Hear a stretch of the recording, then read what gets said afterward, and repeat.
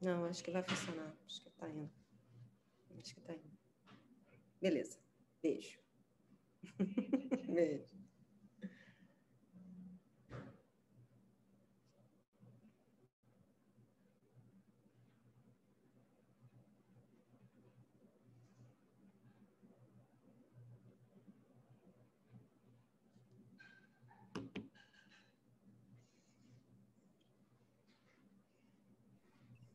Ei, Cecília, Ei!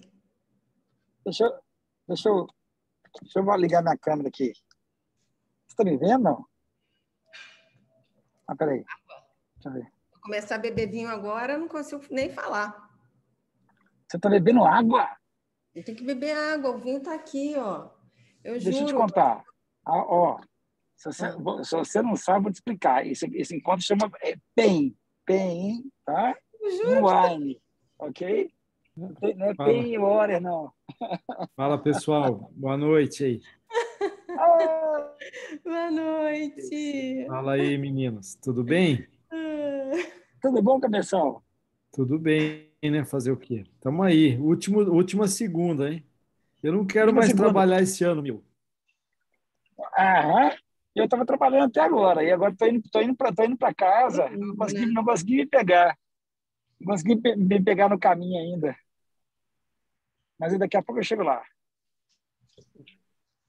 Que bom, que bom. Tudo bem, Si? Tudo bem. Bom te ver Cadê o aí. André? Bom ver Tá por aí, você, viu, não? também. André tá de férias, né, gente? Ele falou que ia entrar, ele já deve entrar. Ah, coitado. É. O Leandro vai entrar também. Eu acho que Tem a gente, peraí, Lia... tem gente com o áudio ligado, peraí.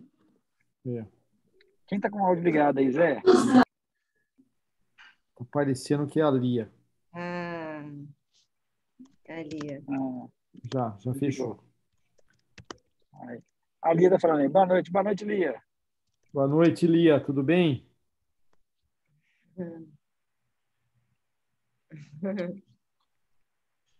Zé, eu não vou conseguir nem brindar água, nem com água aqui. Não é Não, possível, meu. peraí, eu tenho a garrafa de água aqui, ó, a garrafa de água aqui. Ah, Ó. mas isso não vale, né? Meu última do ano, Não, você mas, sem. não, mas calma, quando chegar lá eu abro o vinho. Sim, Calma, tá bom. Eu dá te tempo de abrir espero. o vinho ainda, Vicente. Tá bom.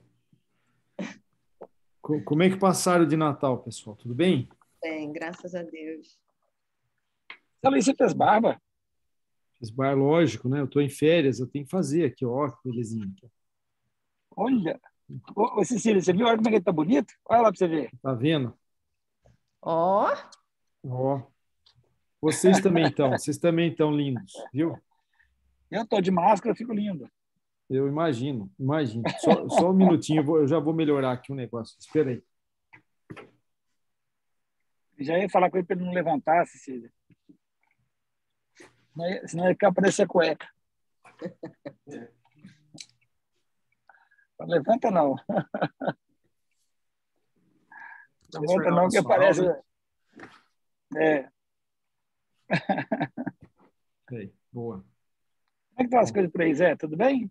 aqui tá ótimo, cara. Tá ruim, tá ruim. Se a crise chega, hein, meu? Quantas horas de fuso horário? É Com 2 horas? 2 horas para 3? trás, meu. 2 para trás? Então é 6 horas da tarde aí. São 6 da tarde. 6 da tarde agora. A hora que acabar vai dar certinho a hora da janta. A aula da ó, Cecília é perfeita, cronometrada. Olha que beleza. Viu? parece. Beleza. Aí Rapidinho, vou deixar para vocês falarem. Eu estou aqui só para introduzir. imagina. Você é esperadíssima. Nossa última palestrante. Que maravilha, hein? 2021. Já pensou? Delícia. Muito, muito. E como é que tá o tempo aí no Rio, Cecília?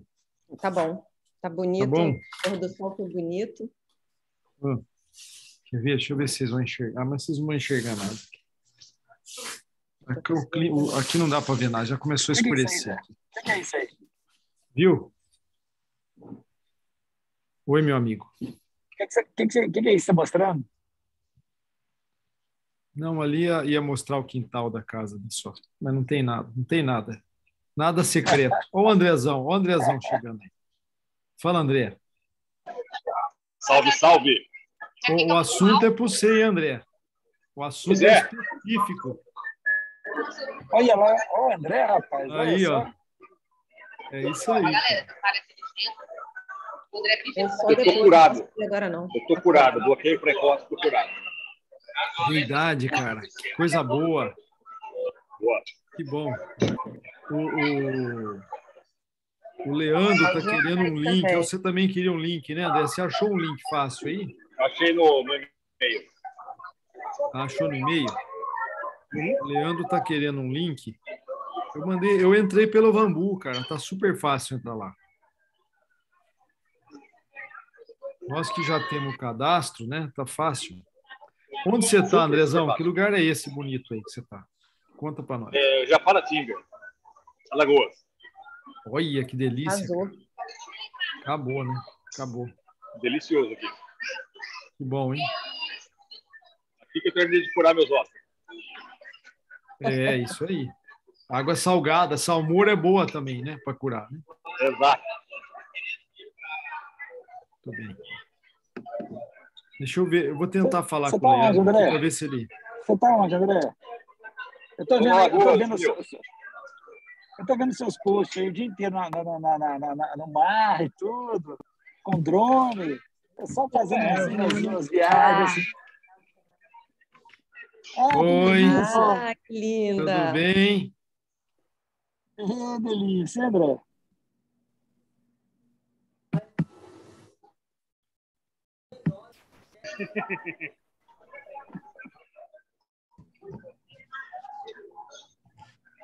O Leandro acho que tá penando lá. Aquela internet dele também venta, ela some, né?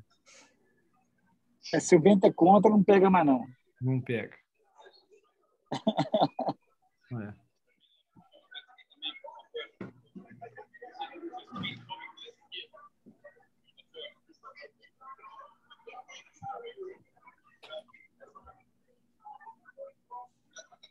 Vamos dar um tempinho para ver se o Leandro vem, viu, o Si? Boa. Eu estou tentando ver se ele me responde.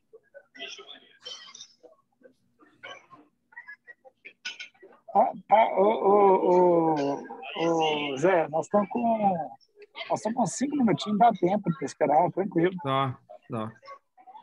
André, onde você está aí tem fuso horário, André? Não sei, não importa. Tô nem aí. Não, porque essa hora, 6 horas da tarde, você está jantando com as galinhas? Rapaz, aqui eles não deixam você ficar mais do que 1h30 de jejum. E aí, galera? Fala, Leandro. Tudo bem? Beleza? Bem-vindo. Eu tô na estrada. Se ficar ruim a coisa é porque o sinal cai um pouquinho, mas tô beleza. Que bom, que bom. Tô inside. Tamo lá. O André, esses lugares como esse que você tá aí, o pessoal diz que tem uma refeição só, né? Começa de manhã e acaba à noite. Né? É uma refeição por dia só. Em looping. Em looping. Verdade. Olha. Bom. Boa. Região boa.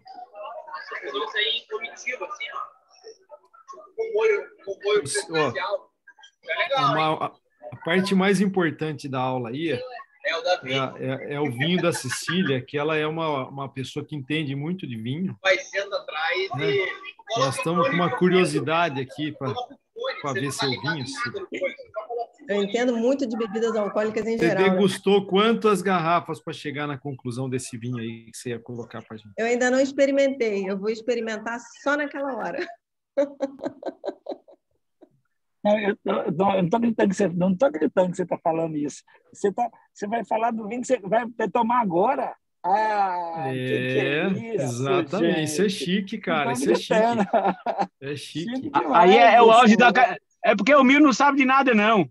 Ele rapaz, você já vai expectando o vinho antes de tomá-lo, entendeu? Vai sabendo a sua história. Fui estudar antes, ó. Olha a situação da pessoa. Muito bom. O mais difícil...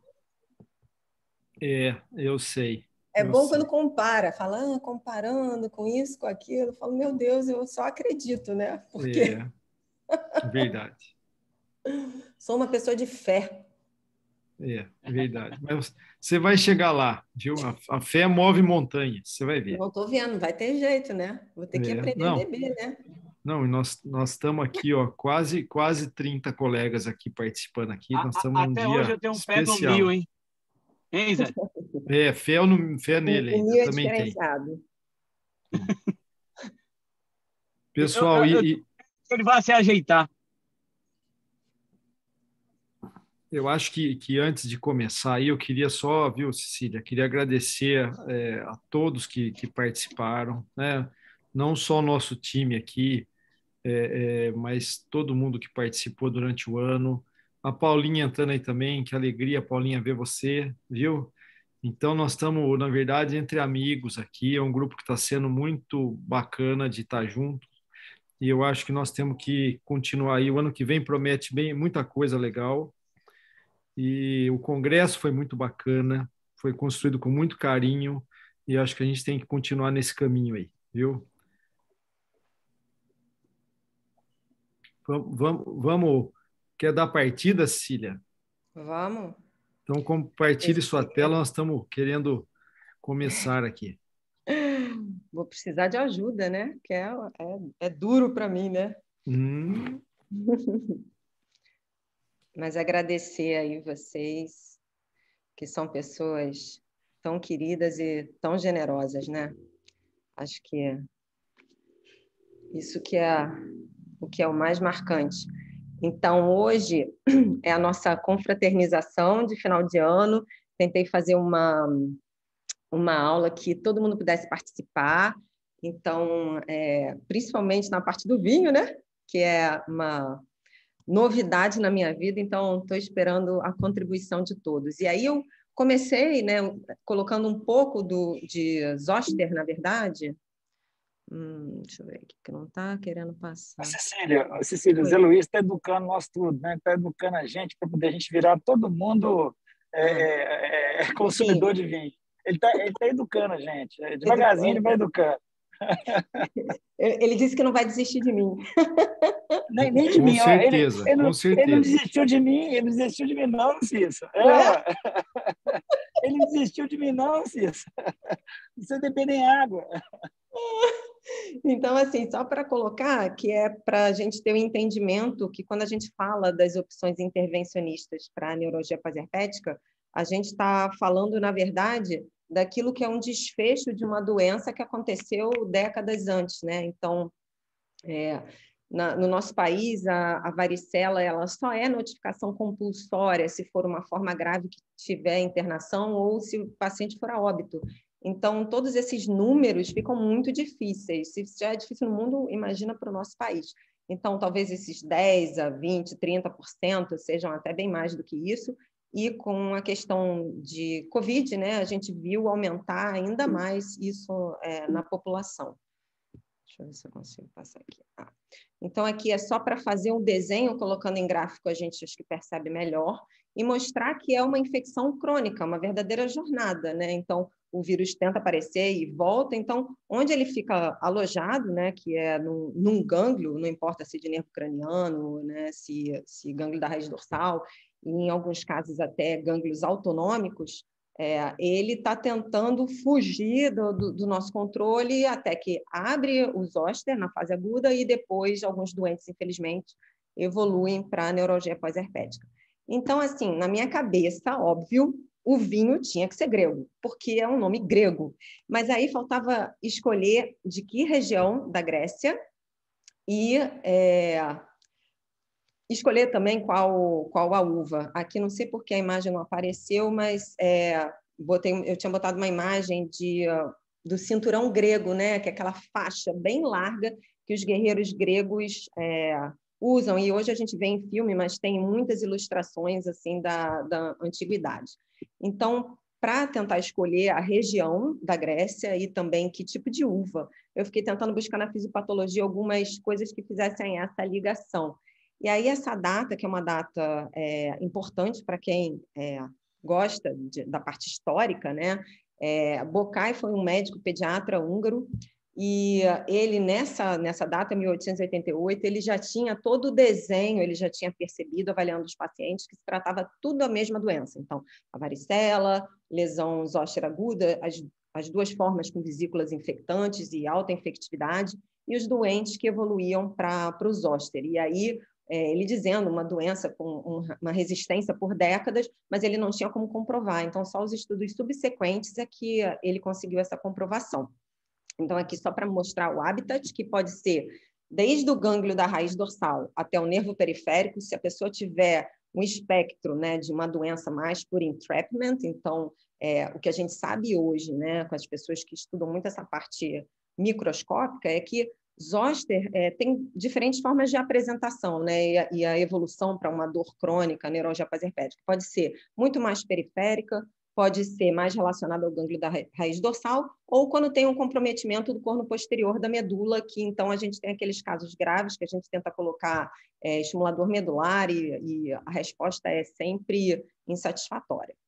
E aí, olhando aqui, né, pensando na forma da apresentação para tentar buscar a região e também a uva, eu fui ver mais ou menos como que seria essa população e como que essa tradução da população do gânglio se traduziria na pele e nas regiões de dor. Então, a gente tem aqui milhares, né, de corpos neuronais e cerca de 8 vezes mais dessa quantidade de corpos neuronais a gente tem de células da glia.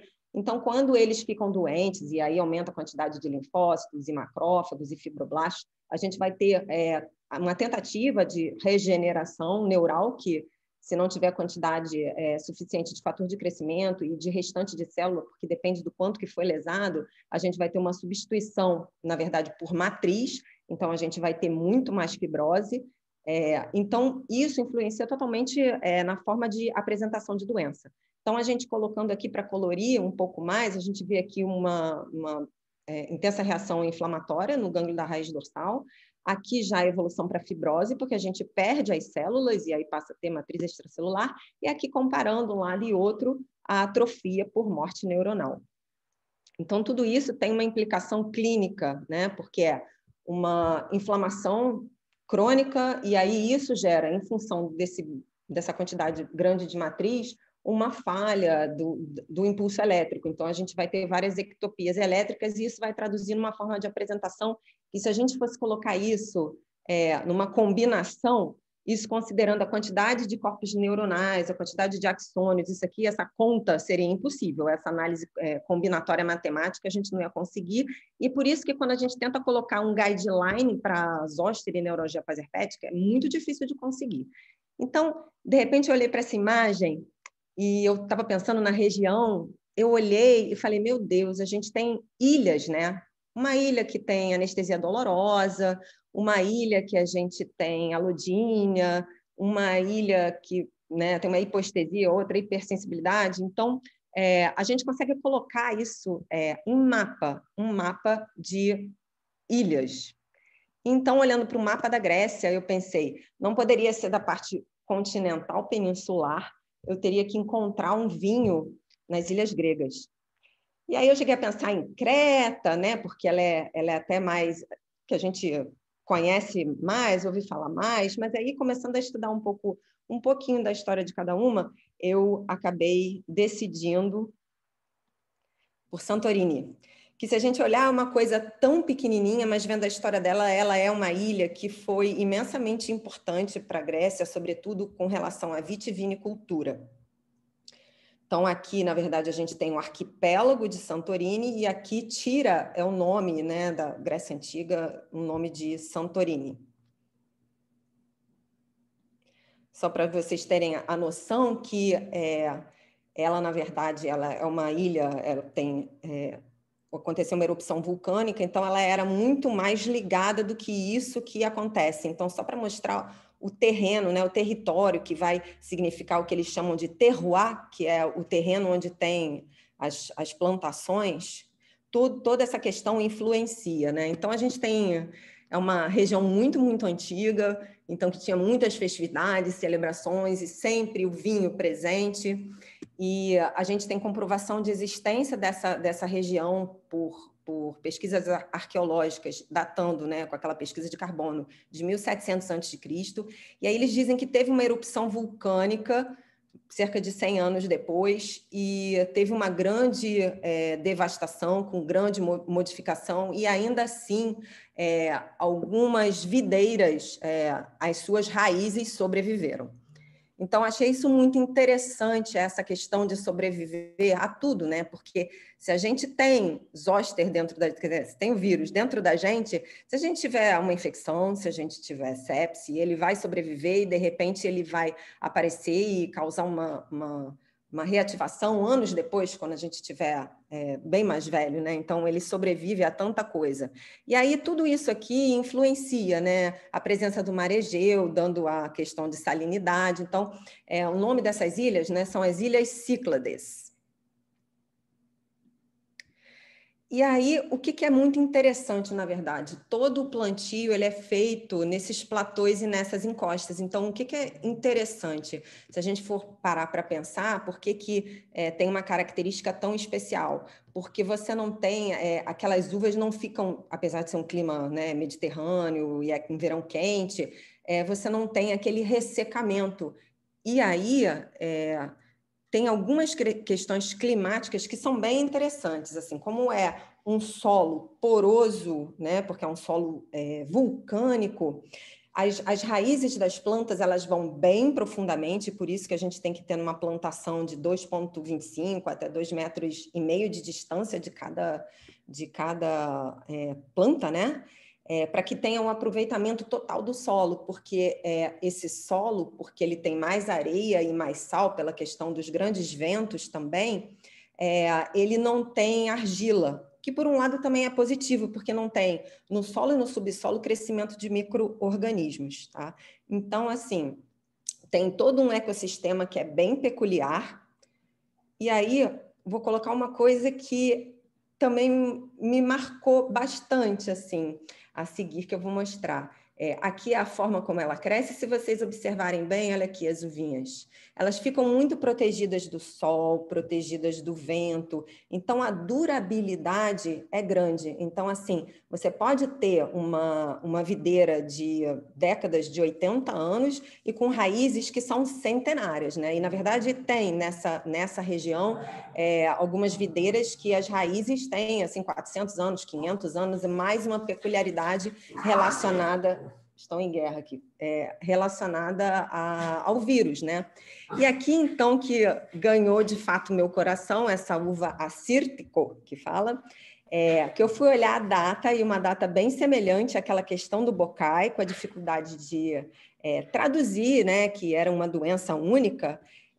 Essa uva fez uma recuperação econômica com relação à vitivinicultura nessa fase que houve na Europa, trazida da América do Norte, a praga, que foi a praga por esse inseto, que é Phylloxera. E na Grécia, assim, várias áreas da Europa acabaram, os vinhedos acabaram, e na Espanha e na Grécia, nessa região foi o único local que a uva, né, e que os vinhedos ficaram intactos, né? Alguns, né, podem ter sofrido alguma coisa, mas a história, e como é Grécia, tudo carregado de muita mitologia, de muita significação, né? Essa praga, nessa mesma época do bocai, né, essa uva sobreviveu e pôde fazer uma recuperação econômica muito importante. Então, algumas características, né, dessa uva, é uma uva branca, e, na verdade, mais de 80% dessa região de Santorini, os vinhedos são, né, uvas brancas, e 70% esse tipo de uva, que é acírtico. Né? E essas uvas são próprias da ilha, não vieram de outro local. E, pelo contrário, para a recuperação, né, dessa questão do vinho, ela agora é plantada em diferentes regiões da Grécia, né? Seja na parte continental e seja na parte do arquipélago propriamente dito. E aí ela tem uma colheita só, que é em agosto, que geralmente eles tentam colher pela manhã, que é com as temperaturas mais amenas. E aí faz um vinho seco, e com bastante acidez, Deixa eu botar aqui outro slide. É bastante aromático, eles dizem um corpo médio, e que o que é interessante, que eles disseram que não tem problema ele ter sido acabar de fazer a produção ou ele ficar envelhecido por 5, 10 anos. O que vai modificar mais é a questão da fermentação, da maturação. Se ele ficar mais tempo nas barricas ou barris de carvalho, que ele vai ficar com gosto, né, um aroma mais amadeirado. Ou se ele diminuir esse período, que geralmente é de 3 meses, né, nessas barricas. Se for um tempo menor, se ficar mais no aço inox, aí ele vai ter mais a questão da acidez e menos a questão do paladar, né, mais amadeirado. Então, um teor alcoólico que eles dizem ser alto e que a temperatura que eles sugerem para servir é entre 11 e 13 graus, não precisando de decantação e podendo ser aguardado aí por 10 anos, né? E pelo que eu li, a não ser que você queira também fazer dessa uva um vinho de sobremesa, você pode utilizar, né? Se você for tomar o acítico mesmo, esse que eu trouxe, você pode usar carne branca, peixes e outros frutos do mar. Então, que é um vinho bastante interessante. Então, ele está aqui. E agora eu vou experimentar, porque eu não experimentei ainda. Deixa eu ver aqui.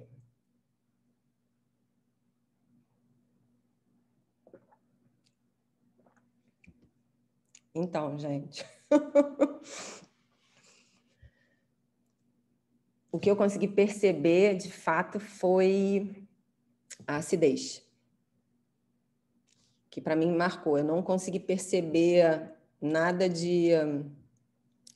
dessa sensação amadeirada. Não, mas a acidez... Sim, mas você arrasou com o que você falou para a gente aí, viu? Sua pesquisa. Nossa, parabéns, viu? Parabéns. Pesquisa que você fez, Cecília. Que coisa mais legal. Parabéns, parabéns. Nossa, não sabia de nada disso, aprendi um monte de coisa. Aprendi muito, gostei. Então, pessoal, um brinde para finalizar, antes da apresentação da Cia aí. Vamos, um brinde a todos, viu? Com muito carinho. Pode brindar, que eu já vou buscar o vinho. Acabei de chegar, Cecília. Desculpa, viu? Como é que chama o vinho?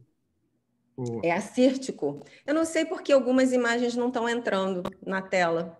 É um Gaja, não é? Não sei. Qual que é a marca que está escrito no rótulo? Gaia. Mostra para nós. Gaia, isso, é o Gaia. Isso mesmo. Muito bom. Engraçado que compartilhando aqui tem várias imagens que não apareceram. Dos guerreiros gregos com... Não sei por quê. E o que eu te mandei aparece, não aparece, Zé? Pareceu. Eu compartilho depois com quem quiser, me manda um WhatsApp que eu compartilho.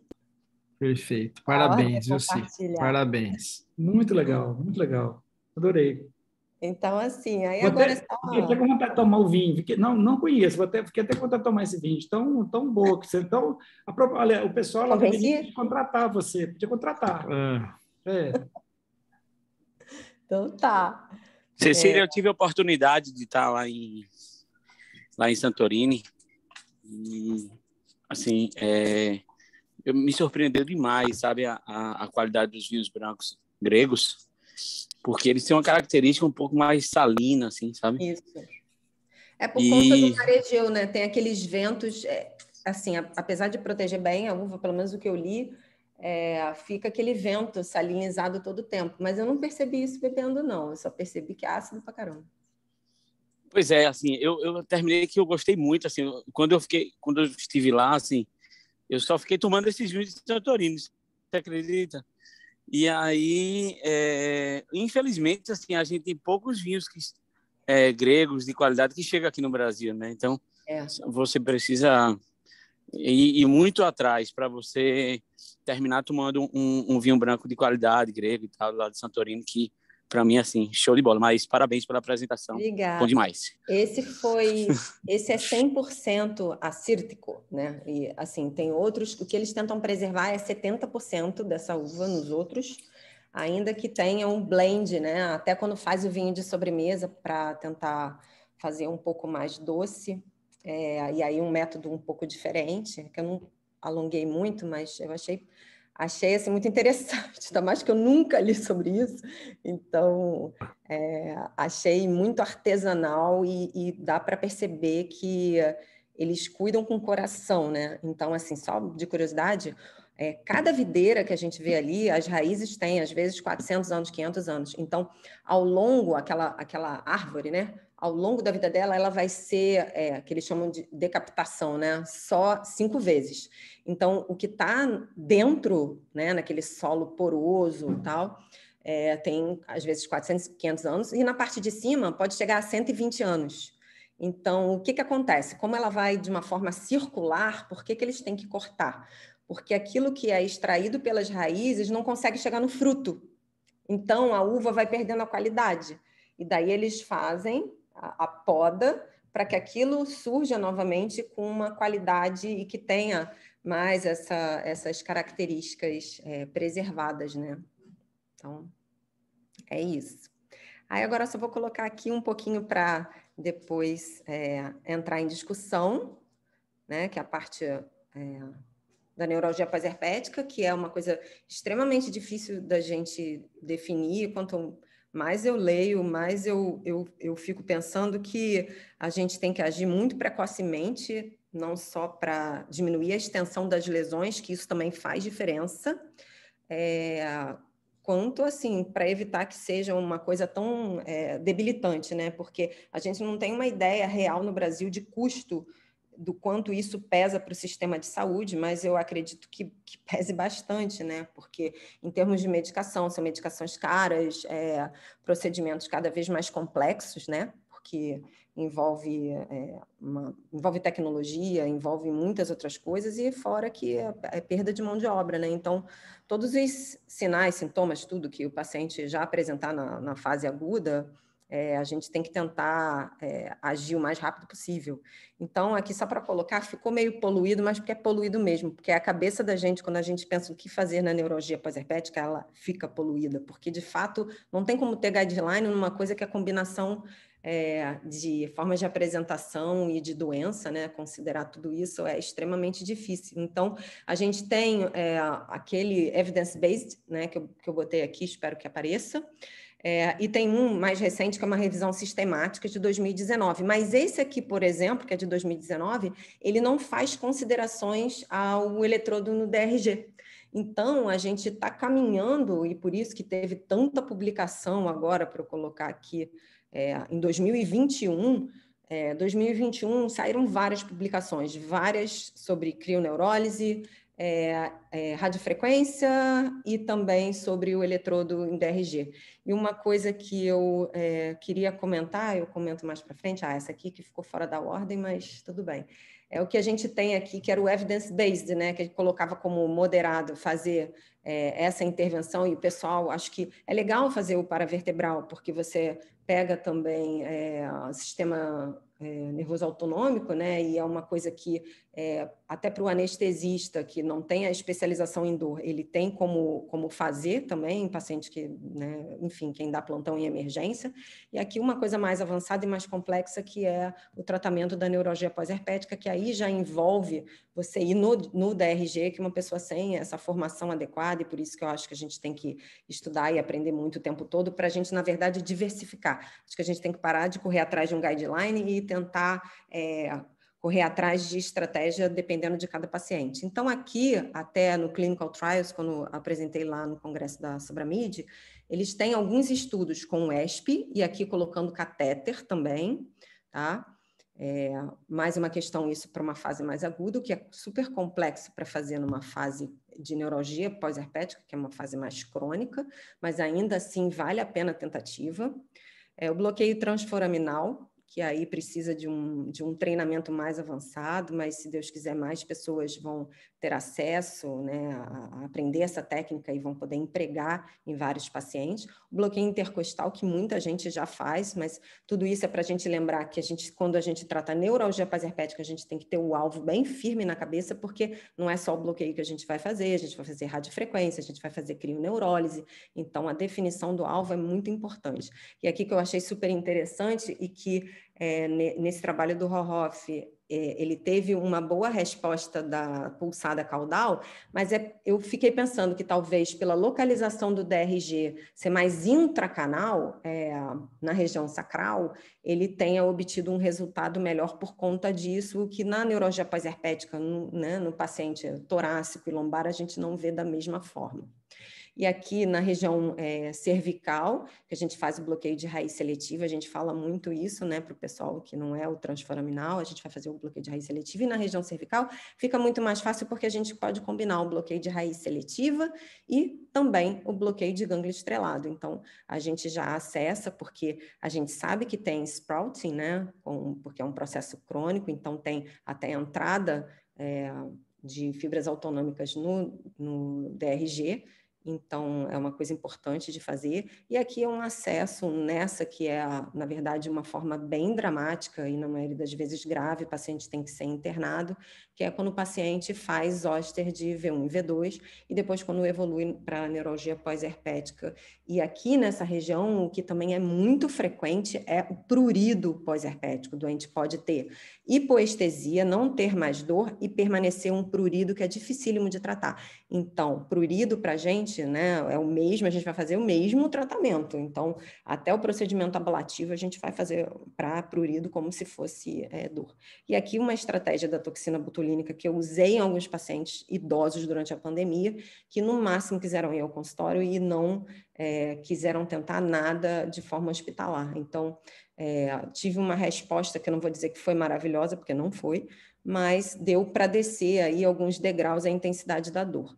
A CRIO, né, que é uma coisa que agora aqui no Rio a gente está conseguindo acesso ao aparelho que a gente não tinha, então eu fiz num paciente que é um transplantado hepático e assim foi um resultado surpreendente para mim, porque eu já tinha feito pulsada, já tinha feito um monte de coisa, e ele mesmo no áudio ele disse para mim que foi, de todos os procedimentos que ele fez, foi o melhor de todos, né?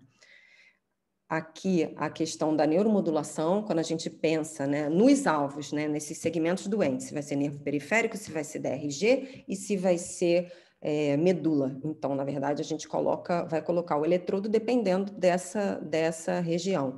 E uma coisa aqui que eu botei só para ilustrar, que esse artigo foi um artigo que saiu, né, esse ano, já quase ano passado, que às vezes a gente lê, mas tem que ter na cabeça que não dá para comparar alvos diferentes e técnicas diferentes em alvos diferentes, né? Então, a gente seguir, de repente, aquilo que é como uma verdade absoluta, a gente vai estar errando. Então, o que a gente tem que fazer é, na verdade, montar uma estratégia específica para cada paciente.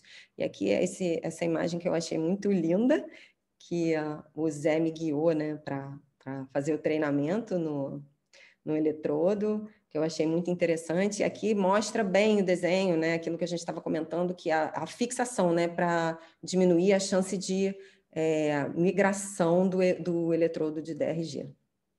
Aqui esse caso, né, que ele mostra, e é uma coisa muito interessante para o paciente zoster, porque é uma doença basicamente dermatomérica, e ainda que tenha convergência, né, em dermátomos e regiões, né, medulares, a gente tem uma coisa muito menos invasiva e muito bem localizada para tentar. E nesse artigo eles mostram uma resposta satisfatória para o doente, porque o doente às vezes não está tão ligado na intensidade, né? Ele está ligado na atividade. Se ele consegue recuperar a vida dele, isso é muito mais significativo do que a gente ficar ligado apenas num número, né?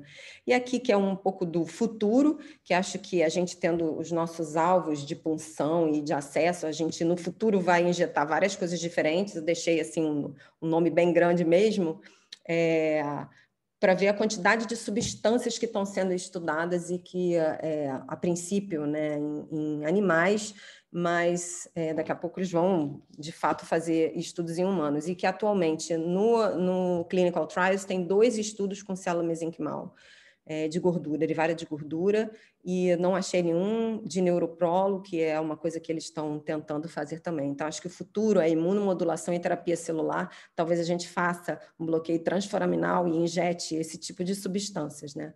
E para mim, que é a intervenção mais bonita que a gente pode fazer com relação a zoster, né?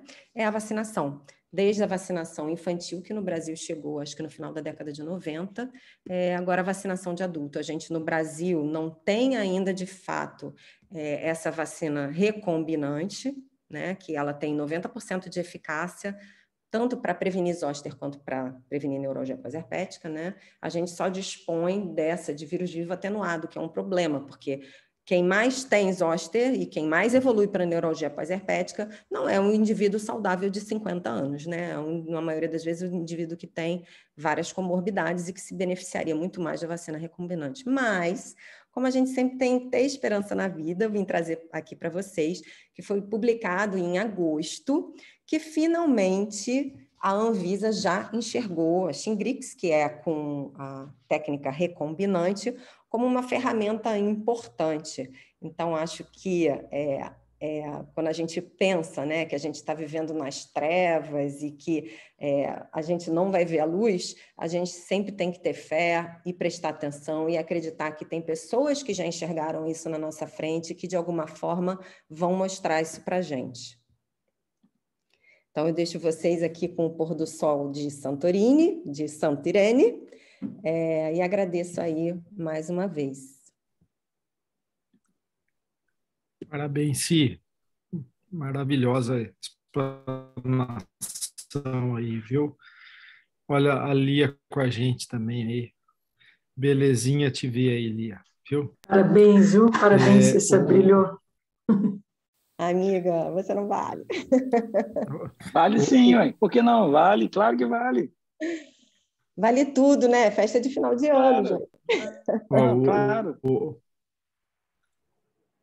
O Andrezão estava perguntando aqui, pessoal, se foi cobrado ingresso por essa aula, sim. Porque tanto a parte do vinho quanto a parte da teórica do assunto foi maravilhoso, né, André? Obrigada.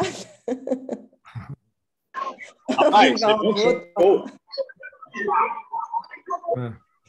Estou até saindo aqui. Parabéns. Fantástica aula de conteúdo, de diagramação. Fantástico. Obrigada. Si, eu não ouvi. Acabei de ter treco aí. Eu queria aproveitar até o André, que passou por isso agora também, a Cecília, todos aí da mesa aí. Na apresentação, se você fala bastante daquele momento de tratar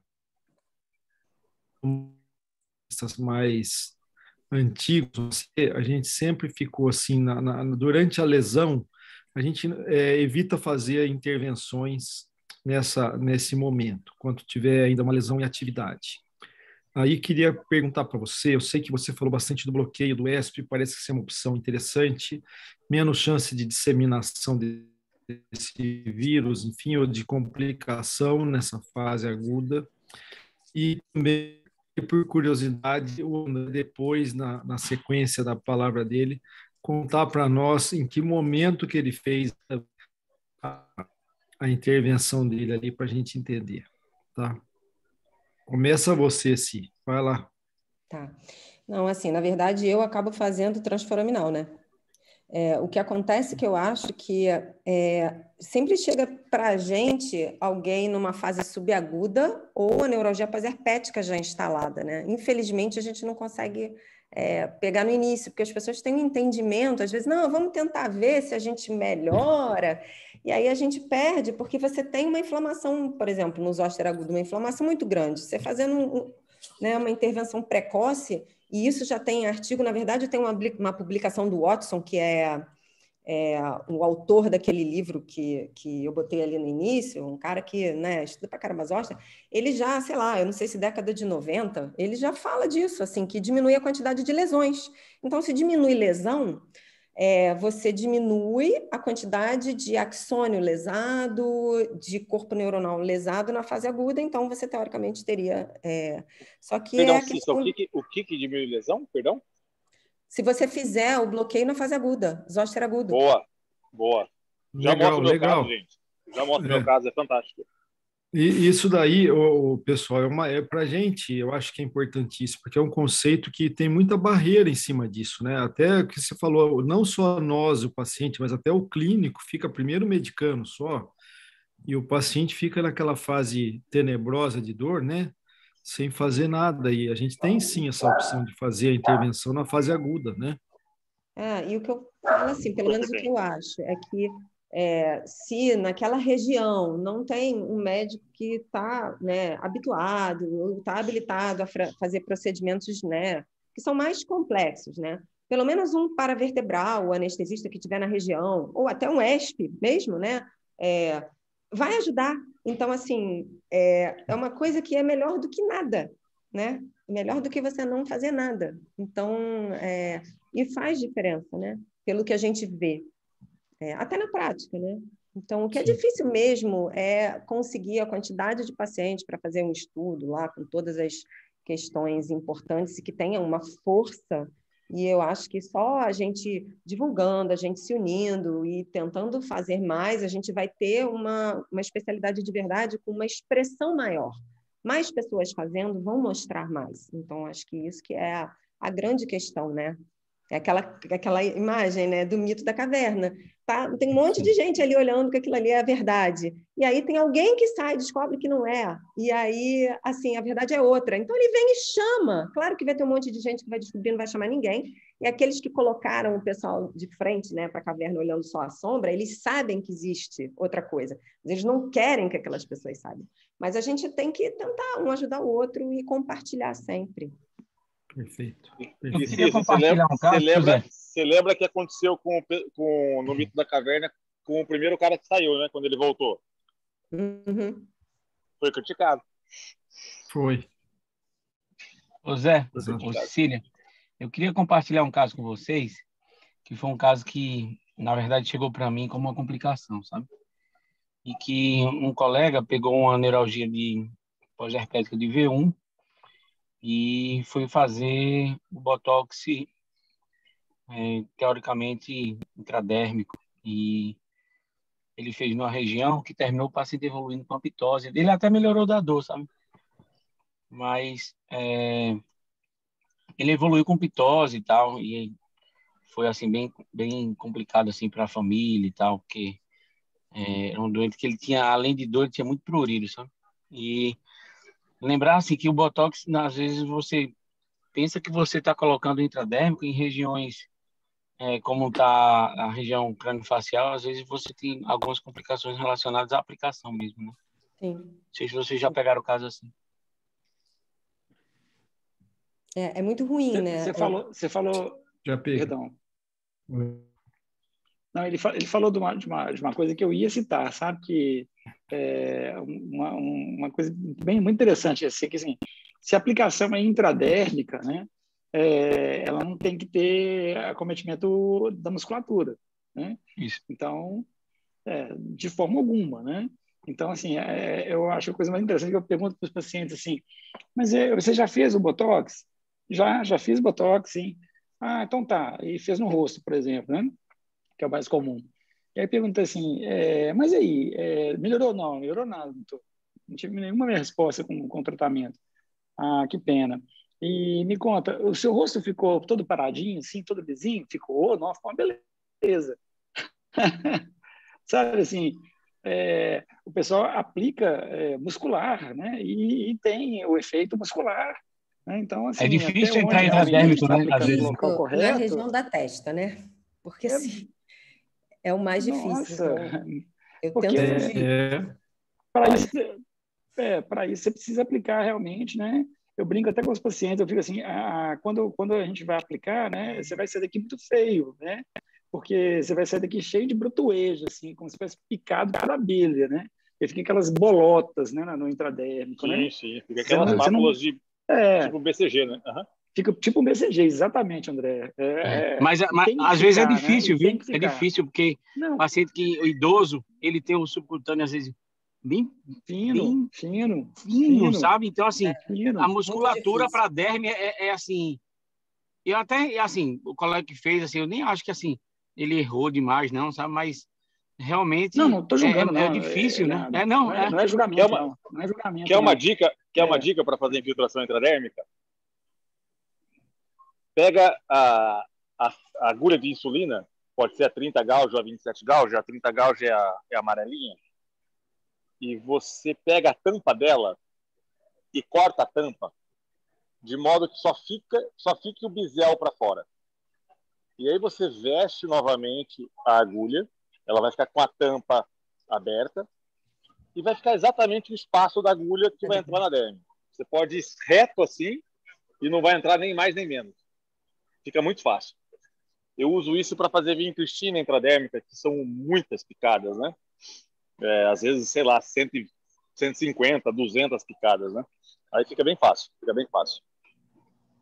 Agora, falando da questão do bloqueio precoce, eu nunca tive essa ideia, talvez por desconhecimento mesmo, de que na fase aguda não se faz bloqueio. Eu sempre fiz quando chegava, né? Porque é pouco frequente chegar. E assim, depois eu vou compartilhar uma teoria da Andrea, não é nem minha essa teoria, mas eu acho bem interessante. Então, o bloqueio precoce, ele tem substrato para funcionar em vários aspectos, né? Primeiro que os estudos mostram de sensibilização central que mantendo o input periférico, que seja, aumenta a sensibilização central. Então, só por isso, o bloqueio precoce já ajuda a diminuir cronificação, né? Isso. Agora, a Andrea tem uma teoria que eu acho fantástica, como todas as delas, né? Então, o que ela postula no bloqueio precoce? Ela postula que na fase aguda da doença, naturalmente, naquela inflamação neurogênica que acontece ali naquele dermátomo, o antiviral tem uma dificuldade de chegar ali porque há uma vasoconstrição local. E ela postula que fazendo o bloqueio precoce, ocorre uma vasodilatação de vaso nervorum, e o antiviral tem mais facilidade para chegar naquele nervo especial. E aí eu queria mostrar para vocês o meu caso em especial, que aconteceu esse mês. Deixa eu ver se eu consigo mostrar para vocês aqui.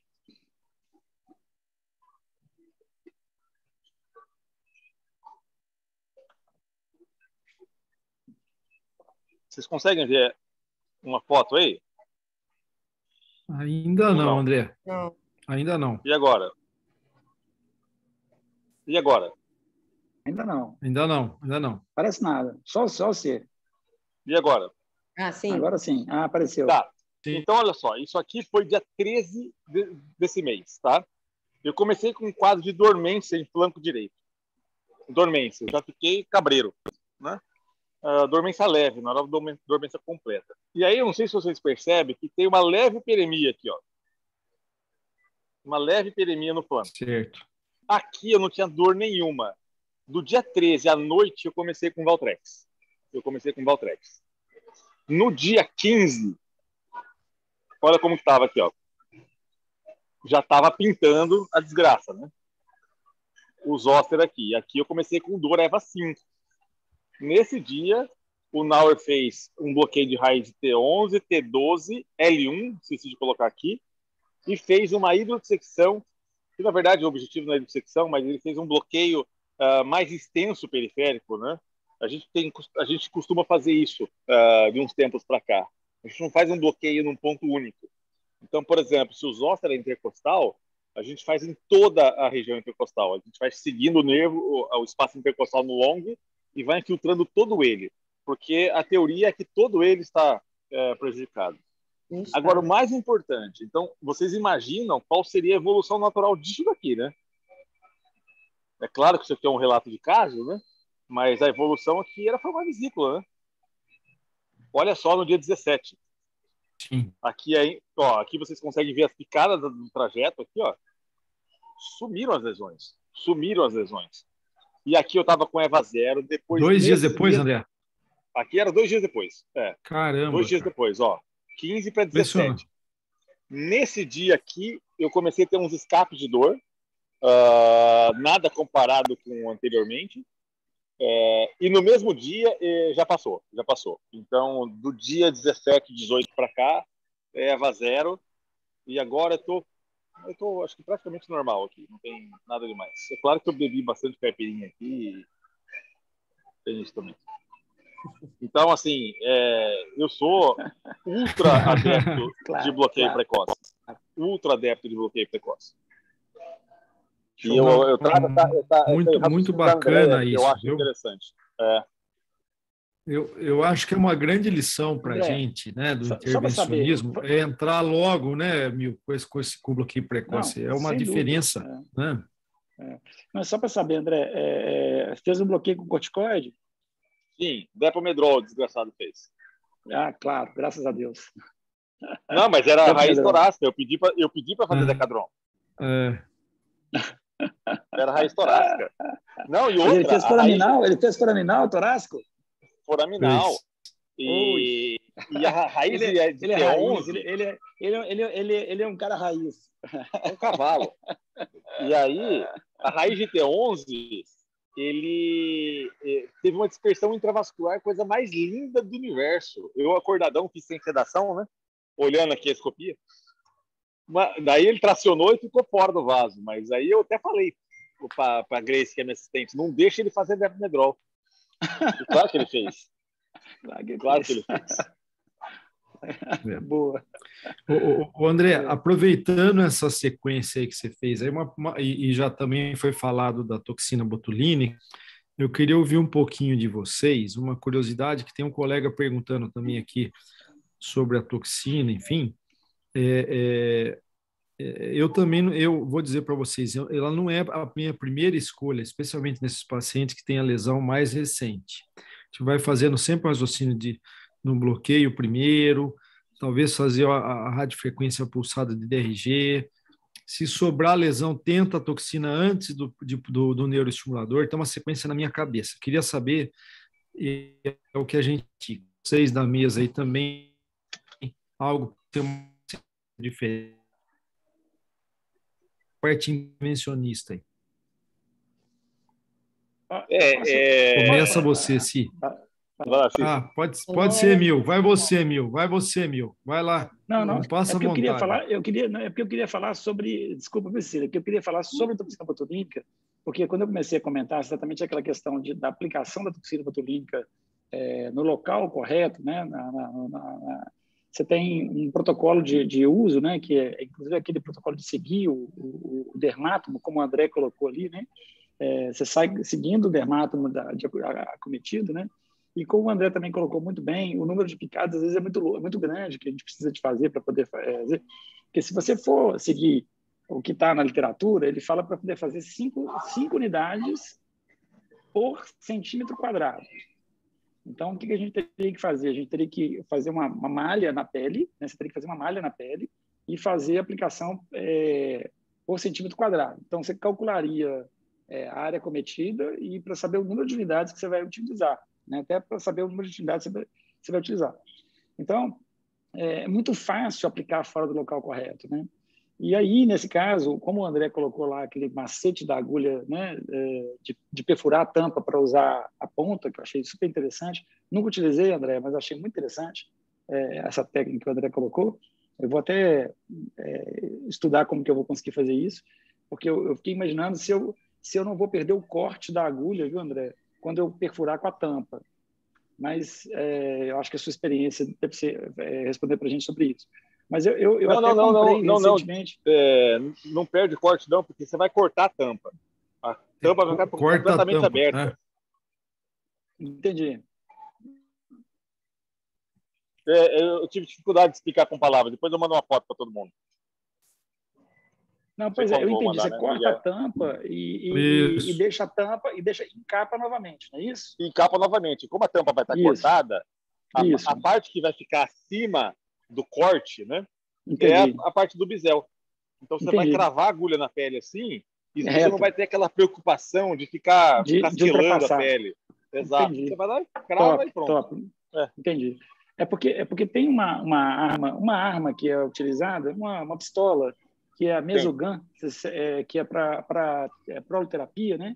Que a gente utiliza para proloterapia, e ela tem dela com 3 agulhas, 5 agulhas, até 9 agulhas, que é para utilização em corpo, face, eles usam muito para fazer, o pessoal usa muito para fazer mesoterapia. E para mesoterapia para fazer peeling, né? Para fazer peeling de coisa. É uma pistolazinha, ela custa muito baratinho, né? E eu até comprei uma, assim, é extremamente interessante o uso dela, sabe? Ela tem dois tipos, até tem um tipo que eu não tô, a Cecília fez propaganda do vinho, eu vou fazer propaganda da arma. Né, Cecília? Nós estamos aqui fazendo, nós vamos todo ganhar dinheiro depois. Tem dela que ela é feita, ela tem um disparo sob pressão e tem um disparo com agulha, né? Tem uma que não usa nem sequer ela usa a pressão, ela nem usa agulha. Então ela rompe a camada dérmica e entrega no subdérmico, sabe? Então eu acho que é uma técnica interessante para poder utilizar para fazer essa intervenção de uma forma mais, vamos falar assim, até para fazer a vinha cristina, eu acho que talvez seja bem interessante também para reduzir a dor e, né, facilitar a aplicação. Então, assim, não tem a menor sombra de dúvidas, né, do uso do Botox, mas eu não conheço o uso do Botox para a fase aguda. Né? Agora, falando sobre o que o Zé Luiz tinha perguntado, né, eu sempre uso o Botox ou o reservo para os casos mais refratários, né, aqueles casos em que a gente já tem um acometimento com neuralgia mesmo. Na fase aguda, eu conheço o tratamento com o bloqueio e o corticoide, né? Quer dizer, se você pensar na fisiopatologia, né, da doença, né, da neuralgia pós-herpética, quanto inflamação e isquemia, né, tanto do GRD quanto do nervo, né, com a morte ali das células, né, com fibrose, igual a Cecília mostrou lá nos cortes e tudo. Então, o que a gente tem ali realmente é tentar inibir o máximo possível esse processo para diminuir né, a incidência da neuralgia pós-herpética. E o André mostrou ali, como relato de caso dele, né, com a redução, inclusive, do volume de doença, do tempo de doença, do encurtamento de sofrimento, né, do tratamento. André, você usou terapia antiviral, não é isso? Sim, eu fiz Valtrex. de 8 em 8, 7 dias. Joia. E também, você usou corticoide oral também, André? Não usei. Você não usou prednisona oral? Não, porque eu ia fazer o bloqueio. Ah, tá. Você deixou para o corticoide do gânglio, né? Ele já sabia que na hora ia usar um caminhão. Ele deve ter usado. Ele não confessou, mas assim, eu suspeito que 3 ampolas de depo. Ou seja, 240 miligramas. Ficar 3 anos sem corticoide, nunca mais na sua vida. Minha adrenal só volta a funcionar o ano que vem. É verdade, só ano que vem. É verdade. Boa. Só ano que vem. Não, boa. E eu acho que...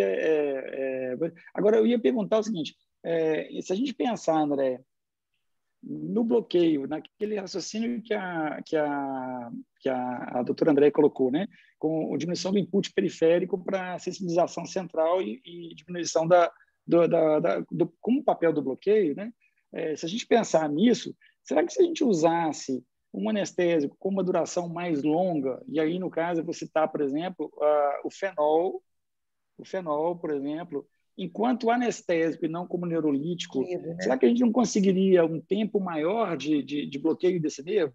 Por exemplo, se eu usasse um fenol a 2% ou 3%, em que eu conseguiria fazer um bloqueio muito mais prolongado, por 1 mês, por 15 dias, talvez a gente não conseguisse, talvez... porque quando você falou aí, isso me veio à cabeça, tá? Eu só estou perguntando sem conhecimento, eu estou só citando, tá? Desculpe, agora eu falei demais. Não, eu acho assim, claro que faz sentido, né? Se a gente pensar só em bloqueio anestésico. Mas daí tem a questão, que talvez seja fundamental, que é a questão anti-inflamatória do corticoide. E aí, para ser muito sincero, se eu for preferir algo mais duradouro, eu prefiro o anestésico corticoide em catéter. Aí eu preferiria um bloqueio com catéter. Seja paravertebral, seja... Depende da região, óbvio, né? É uma curiosidade, né? Uma pergunta interessante, porque o fenol, nessa concentração que você falou, ele é anestésico, né? Basicamente. E o que acontece, que é feito, pode ser, e amigos da mesa aí também, o que a gente às vezes tem quando a gente faz como se fosse um anestésico bem diluído ali, né? Apesar de ser uma ação muito restrita no DRG do que, por exemplo, no trajeto neural, como o André falou. E por isso que eu até estava naquela sequência perguntando para vocês, e aí você até mais específico para vocês, e a pulsada de DRG, até tem um colega fazendo a mesma pergunta aí, é uma das opções nessa segue a lei, primeiro faz o bloqueio e depois, se persistir a dor, vamos pensar na pulsada. O que vocês pensaram aí? Essa sequência normal do dia? Sim, ele está perguntando se a gente aumenta a Lacília, voltagem, você né? primeiro. Sim, aumenta a voltagem. Ele pergunta isso, né? Sim, e você faz a sequência, independente da pergunta dele lá? Sim, eu sempre faço o bloqueio teste. Sempre faço. Sim, mas no caso da neuralgia, que o teste, na verdade, você está fazendo o bloqueio como terapia mais, sim, né, até. Sim. E aí, na sequência do bloqueio, a sua ideia como o Mil falou, esperar o Botox mais à frente, pensa em outra coisa mais com tratamento físico, tipo a pulsada ou a crio, sei lá, eu no meio, ou já vai... qual que é a sequência mais ou menos que você tem na cabeça? Eu vou dizer assim, nesses doentes eu fiz pulsada. O que aconteceu? Por exemplo, nesse período da pandemia, que eu falei da toxina botulínica, eu fiz nos idosos, porque não queriam ir para o hospital, não queriam nem fazer bloqueio teste. Então, sem as lesões, né, quando já tinham desaparecido as lesões, eu fiz no consultório Botox, porque foi o que realmente eles aceitaram fazer, não queriam passar perto, mas... E até acabou encaixando o Botox um pouco, que era uma coisa que eu assim, não pensava muito, não. Eu pensava mais em termos de fazer a pulsada. Então, assim, o que eu tento é realmente, que até o Oswaldo está perguntando aqui, se aumenta a voltagem. Sim, aumenta a voltagem. E tento fazer sempre um tempo maior, né? Possível. Sim.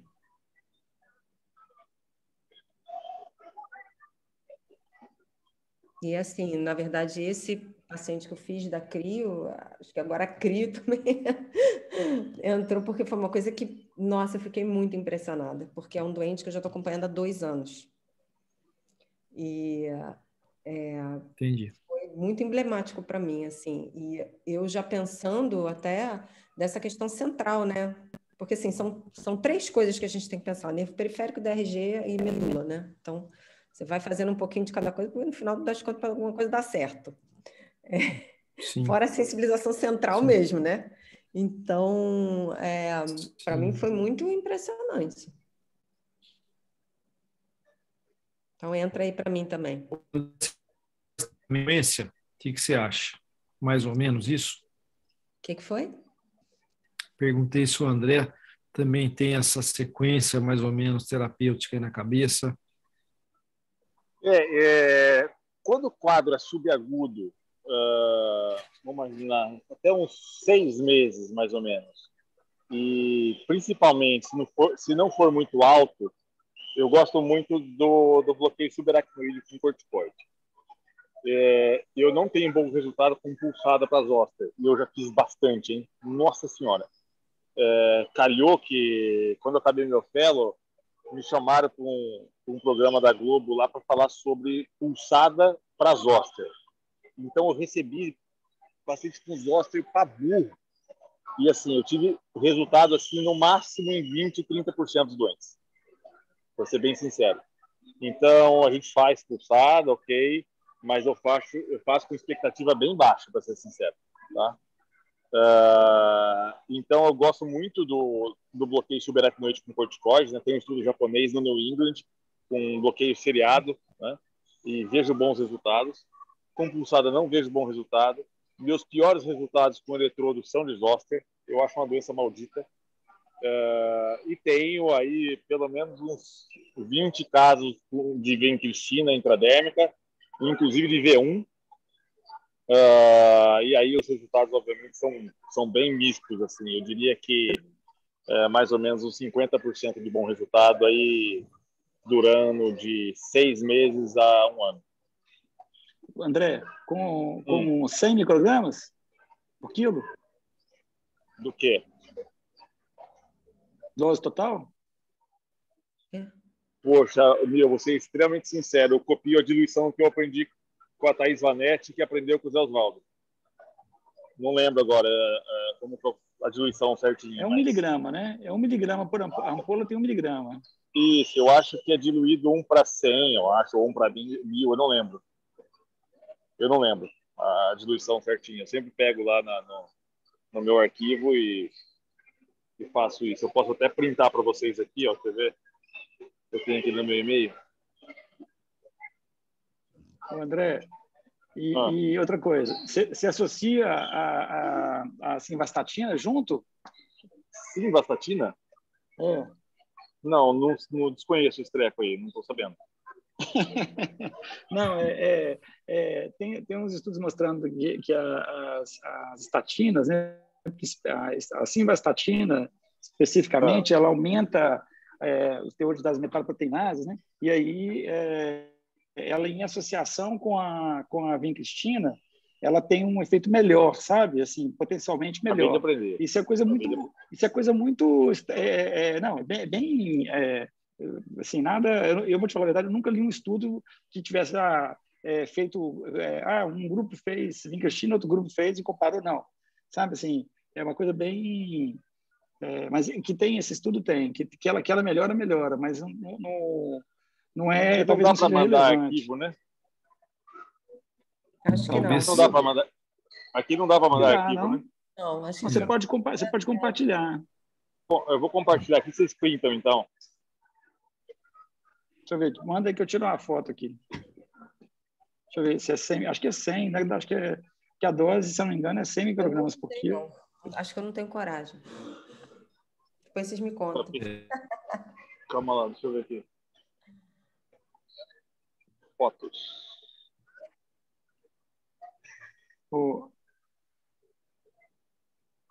Diacho. Diacho. Aqui. Ele está muito alagoano. Tá, agora sim. Está totalmente alagoando ele. E aí, apareceu aí? Apareceu. Não, ainda não. Apareceu. Não? Apareceu? Apareceu. Não. É isso mesmo. É 1 miligrama, dilui para 10. Apareceu? Printem aí. A única coisa que eu discordo aqui é na penúltima linha que necessita de anestesia geral. Não precisa, não. Não precisa, não. Isso aqui dá para fazer, inclusive, sem bloqueio troncular. Mas eu sempre faço, por exemplo, um paravertebral, depois faço isso. É bem tranquilo. Dói pra caramba, hein? Não é nada. Faz um paravertebral e tá tudo não, certo. Não dói, não.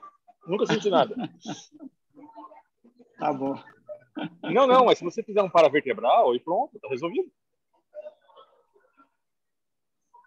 O André, essa não sei o que vocês acham também. O que o André falou, eu acho que tem uma razão, que os piores casos são do herpes com neuroestimulação no resultado. Talvez porque quando chega nesse paciente, já é um paciente mais difícil. É aquele herpes que não funcionou com nada, já fizemos tudo, moçada. Que a gente sempre espera, não é verdade, André? Talvez seja um caso mais complexo mesmo. Então, por isso que fica difícil, porque se você também colocar o neuroestimulador em comparando com as demais técnicas, nesse paciente elas não funcionaram adequadamente. Então, talvez seja isso, você entendeu?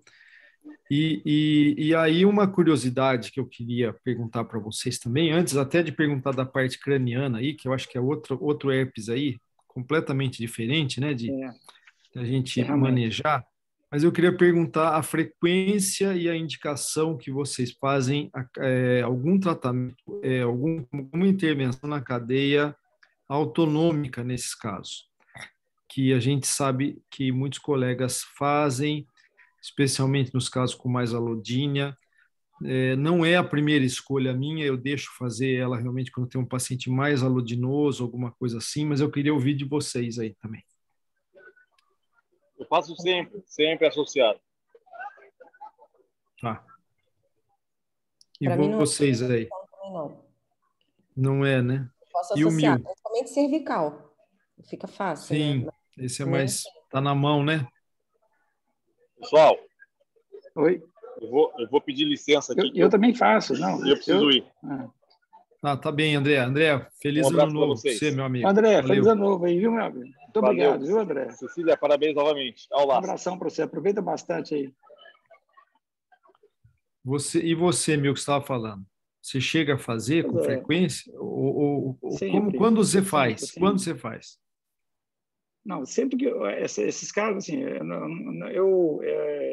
uma questão assim, se você tem uma irritação do GRD, né, o sistema nervoso autonômico, ele entra no GRD, né, ele tem comunicação direta com o GRD. Né, então, assim, não tem como você estar com ele inflamado, com ele sendo a causa da dor, sem ter um acometimento do sistema nervoso autonômico junto, né? Então, por exemplo, quando você faz, por exemplo, um ESP, né, com certeza você fez um bloqueio autonômico. Não tem dúvida disso. Quando você faz uma peridural, você fez um bloqueio autonômico. As fibras autonômicas, elas são fibras finas, elas são muito mais sensíveis aos anestésicos locais do que as fibras sensitivas e motoras, né? Então, não tem dúvida nenhuma que quando a gente injeta anestésico local, mesmo que seja no foraminal, você fez um bloqueio simpático autonômico junto, não tem dúvida nenhuma. Então, mas, por exemplo... Quando você transfere esse conhecimento para crânio, né? Se eu tenho um acometimento de agudo na neuralgia pós-herpética, na herpes aguda, V1, V2, V3, eu sempre associo o trigêmeo superior, às vezes o esteno palatino, e às vezes até um estrelado. Entende? Então, assim, sempre, isso não tem dúvida. Você quer saber, por exemplo, se faz um zoster, região cervical, membro superior. Acho que eu não sei se eu entendi. Eu acho que o que ele quis dizer é, porque às vezes as pessoas pensam, vou fazer um estrelado para esse doente. Que, na verdade, se está num zoster agudo, você tem uma doença periférica, você tem uma doença do DRG e você tem um comprometimento autonômico. Então, a gente também tem que fazer a raiz seletiva, que a maioria fica com aquela coisa reflexa, e por isso que às vezes fala assim, o bloqueio não deu certo. Porque a doença não é só autonômica. Isso. Né? Isso. Eu acho é isso que eu ia te perguntar, porque assim, veja ele só, é associado, mas nunca é sozinho. Né? A minha pergunta é porque é o seguinte, por exemplo, vamos supor que, como a Cecília falou, você tem um trajeto neural definido lá. Vamos supor que foram 2, 3 raízes, tá? Não importa. A maioria das vezes, felizmente, não são um número grande de raízes. Recentemente, eu peguei a mãe de um colega aqui que veio de Rondônia para a gente fazer um tratamento nela, tinha 6 raízes acometidas. Esse caso de múltiplas raízes, a resposta terapêutica sempre é pior, né? O que eu entendo também, né? Mas num primeiro momento, quando a gente faz como você falou, um ESP, tudo bem, está fazendo emergencialmente, é agudo, mas estou dizendo assim, já passou a fase aguda, ou você está na subaguda ou na crônica, e esse paciente já fez outras opções terapêuticas para você, e você para fazer um controle, você vai fazer, esse paciente já veio para tratar, basicamente. Então, nós não gostamos de pôr o neuroestimulador como primeira escolha, então a gente tenta fugir dele, tá? Então, nesse paciente aí, eu acho também que se ele já fez no bloqueio agudo, é o que a Cecília acabou de falar, a gente vai muito no trajeto neural, e talvez eu mesmo não vou sempre, eu não faço sempre um bloqueio autonômico junto, estou falando não é a minha primeira escolha.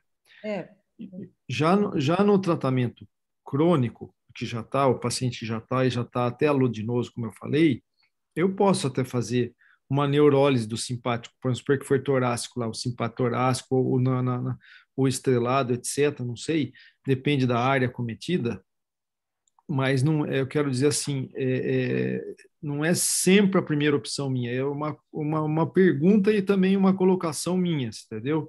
Eu tenho uma indicação um pouco mais seletiva. Eu vejo se o paciente está mais... Eu penso Acho que travou. Travou. Travou. Eu estava achando que era o meu, é o dele, né? Travou para mim também. É o dele, né? Tá, então tá. Eu entendi. Eu acho que ele está falando mais da hipersensibilização. Eu acho que ele está perguntando mais na questão crônica, né? Ele está perguntando na dor crônica. Se a gente tem dor crônica, né? Se a gente tem dor crônica, a gente deve ou não deve fazer um bloqueio? Bom, eu vou fazer uma raiz pulsada, vou pulsar uma raiz, né, para um GRD num paciente que já chegou crônico. Então, se esse paciente chegou crônico para mim, eu devo ou não devo fazer um simpático junto? Acho que esse que é o questionamento. Né? Isso aí, Mil. Eu acho assim, Essa eu acho assim, se a doença já está estabelecida, se é uma neuralgia pós-herpética, né, se já houve a lesão do GRD, né, e a gente não tem, por exemplo, tem até alguns estudos que foram feitos, muito interessantes, na neuralgia pós-herpética, direto no GRD, né, de substâncias injetadas ali e tudo, e que o resultado foi muito ruim, foi muito pífio, né? Então, assim, se você tem esses indicativos todos, a gente realmente fica na dúvida se você deve ou não deve atuar sobre o sistema nervoso simpático nesse momento. Eu, particularmente, não faço. Se o paciente chegou para mim agora, né, e eu vou fazer uma pulsada de raiz torácica ou lombar nesse paciente, eu não faço. Mas se ele não melhora, se o resultado não é o adequado, em uma segunda abordagem, eu faço o bloqueio. Porque a questão aí é o seguinte, se eu faço junto, o que melhorou esse paciente? Foi o GRD pulsado ou foi o simpático que eu fiz nele? Eu não sei. Concordo. Você não fica seletivo, né, no seu bloqueio. Concordo. Então, eu não sei mais o que vou tratar nesse paciente. Será que o componente mais importante dele é da lesão neurológica causada pelo vírus ou é de uma hiperativação simpática? Se forem mecanismos sincrônicos, talvez eu tenha que tratar os dois. Mas, no primeiro momento, eu acho que eu tenho que tratar aquilo que eu sei, que é a lesão neurológica estabelecida.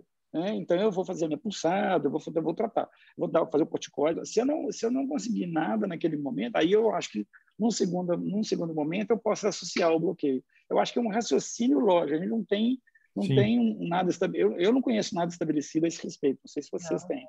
Não tem. Sim, não tem. A grande dificuldade é também questão de convênio, né? Quando você faz a solicitação. Que às vezes é uma coisa que demora não sei quanto tempo para autorizar. A gente, às vezes, é forçado a ter uma conduta muito porque Concordo. a gente sabe que vai demorar tanto tempo que naquele tempo o doente já está desesperado.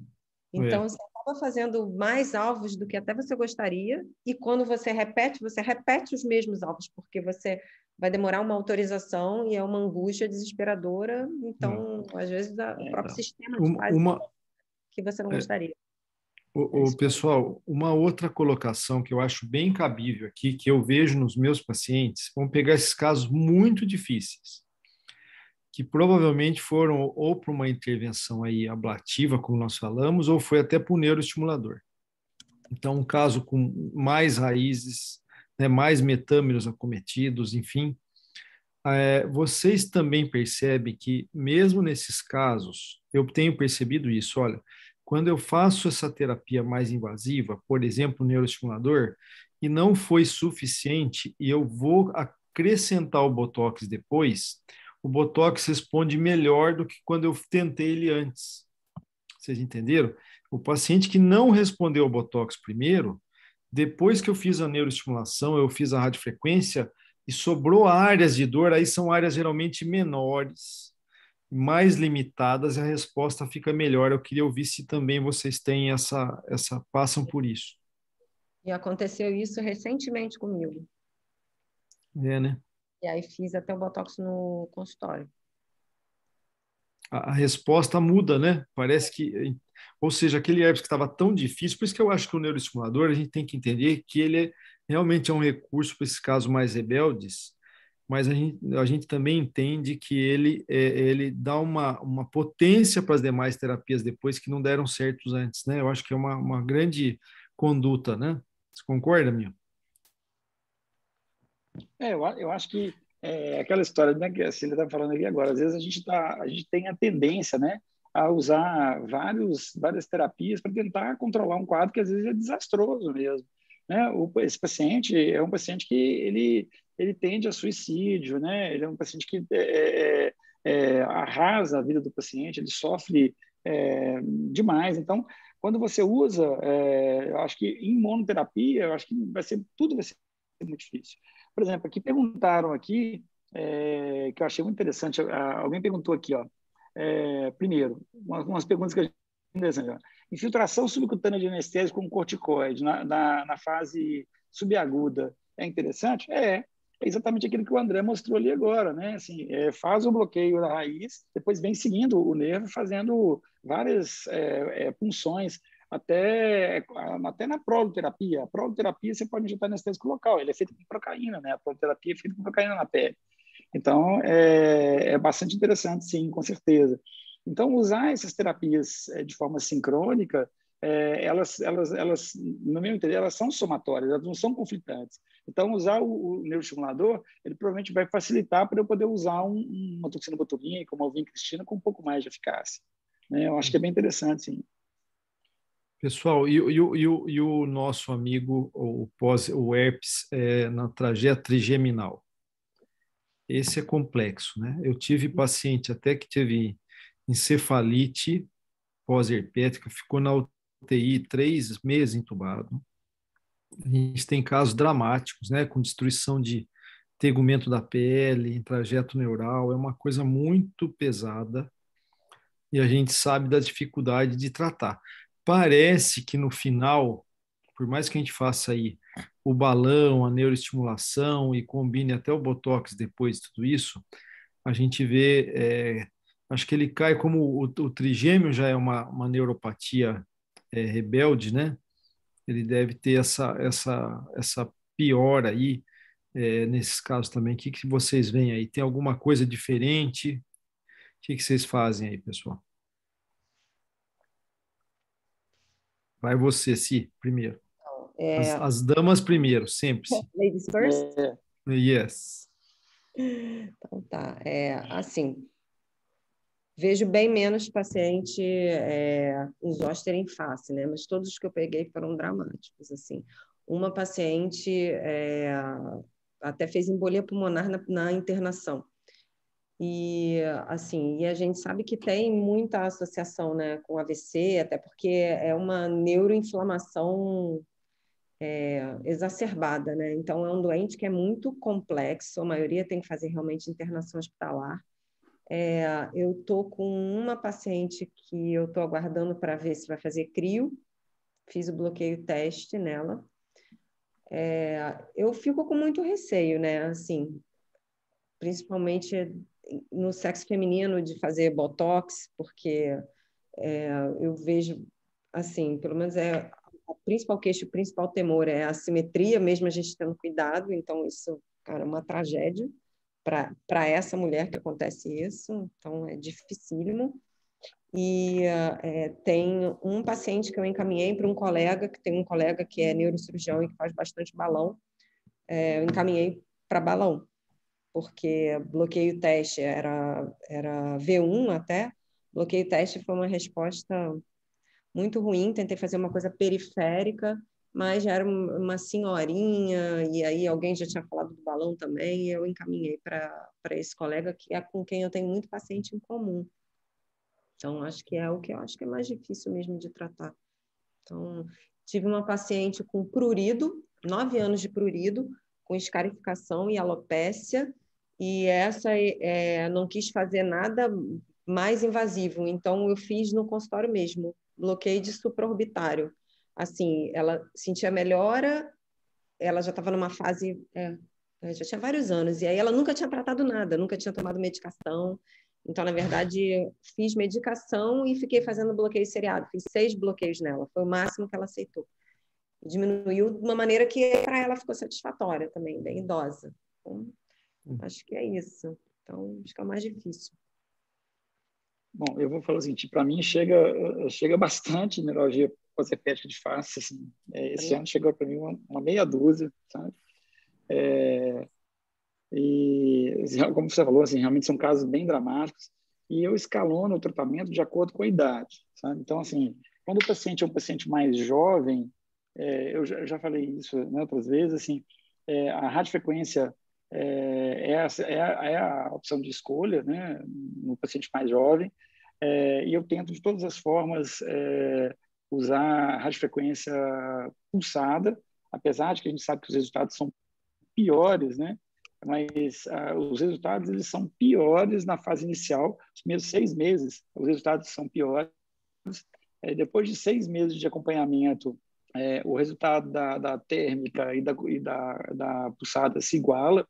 Então, eu acho que no paciente jovem, ser um pouco mais prudente, né, para tentar fazer uma coisa menos lesiva para esse paciente, principalmente se for uma coisa subaguda, né, se for aguda ou subaguda. E eu sempre associo os bloqueios do sistema nervoso simpático juntos, ou o esfenopalatino, o cervical superior ou o estrelato. Quer dizer, eles estão sempre associados junto com o trigêmeo. Para o paciente mais idoso, o balão.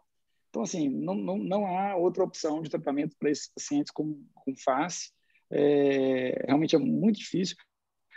Eu sempre, né, quando eles vão, aquilo que você falou, eu consigo muito mais facilmente fazer o Botox, por exemplo, né? Ou às vezes eu vim Cristina no consultório, do que fazer.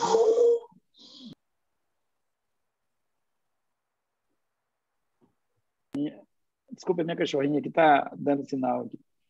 É muito mais fácil eu conseguir essas duas terapias do que conseguir o próprio balão. Então, eu preciso escalonar o tratamento.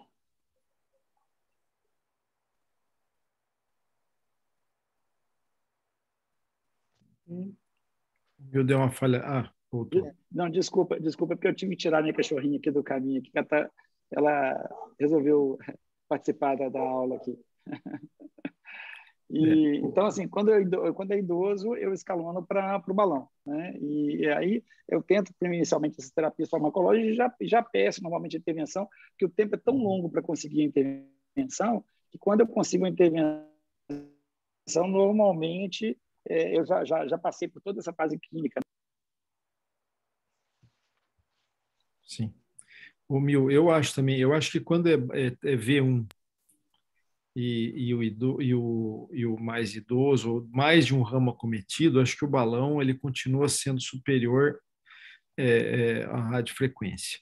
E é o que a gente habitualmente faz também. Mas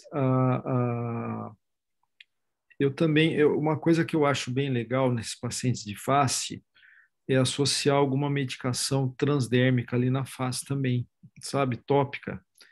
Parece que ajuda. No fim, o intervencionismo ele dá um benefício a mais de terapias, aquilo que eu falei que não funcionavam tão bem, começa a funcionar, né? E o paciente começa a ficar melhor. E parece sim que a associação aí com a parte autonômica da face, seja o esfenopalatino, o cervical superior ou estrelado, ele colabora. Eu concordo com você, acho que tem que fazer combinado, porque esses casos, especialmente quando chegam até nós, são casos difíceis. Não vai chegar o caso que é uma neuralgia pequena, né? E até queria aproveitar também, a Cecília falou bem de muitos casos que tem só hipoestesia, ou só prurido, ou só, enfim, na verdade, tudo isso é dor, né? A gente classifica isso tudo como dor. Então, por isso que a gente tem que entender, às vezes é uma coisa que o paciente está falando, não, mas não é dor. Mas se ele está sentado na sua frente, provavelmente é porque aquilo que não é dor não é agradável para ele, né? Então, independente da potência no que ele está sentindo, ele está incomodado de estar sentindo aquilo, né? E é algo que às vezes você sabe que pode, se não tratar logo, acho que o grande segredo e o benefício dessa reunião de hoje aqui, que a Cecília apresentou bem, começou logo depois ou melhor, antes do vinho, ela falou que terapia tem que ser o mais breve possível, né, Cissa? Se você empregar a terapia mais rapidamente possível, nós vamos estar conseguindo ajudar esse paciente com certeza.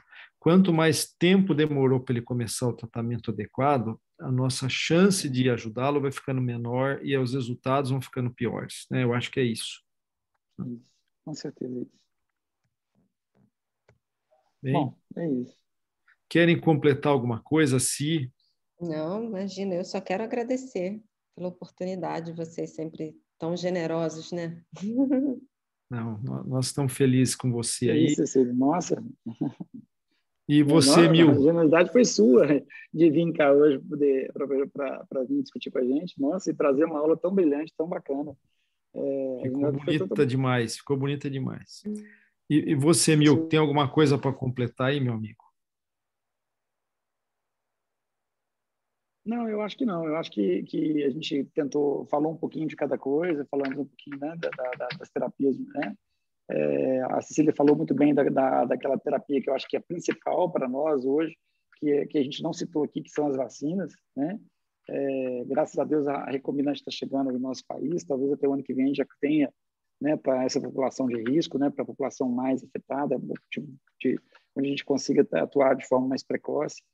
Talvez a gente não consiga, Cecília, e isso que me dói o coração, como hoje, né, a vacina PrEP não está no nosso calendário nacional, a gente ainda não consegue vacinar a nossa população, e talvez a recombinante ainda seja mais difícil ainda, talvez o custo seja muito alto, né?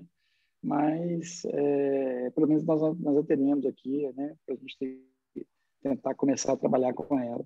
Talvez nos próximos anos a gente consiga baixar isso ou sensibilizar a política, né, para conseguir modificar essa realidade. Né?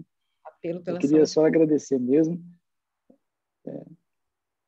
agradecer aí a todos vocês por estarem aqui presentes com a gente hoje, né, Zé? Esse ano foi um ano rico, muito rico. O Zé começou hoje muito bem falando aí do que a gente conseguiu, né, esse ano em relação ao Congresso Brasileiro da Soberanía,